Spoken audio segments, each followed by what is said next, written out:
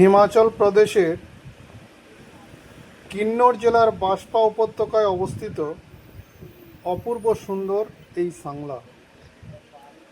চারিদিকে বরফ ঢাকা পাহাড়, সবুজ বনভূমি আর বাঁশপা নদীর কলকলধ্বনি সাংলাকে করে তুলেছে প্রকৃতি প্রেমীদের এক স্বর্গরাজ্য। সমুদ্রপৃষ্ঠ থেকে প্রায় ৮,৯০০ ফুট উচ্চতায় অবস্থিত এই ছোট্ট পাহাড়ি গ্রাম তার আপেল বাগান ও মনোরম প্রাকৃতিক সৌন্দর্যের জন্য সত্যি বিখ্যাত।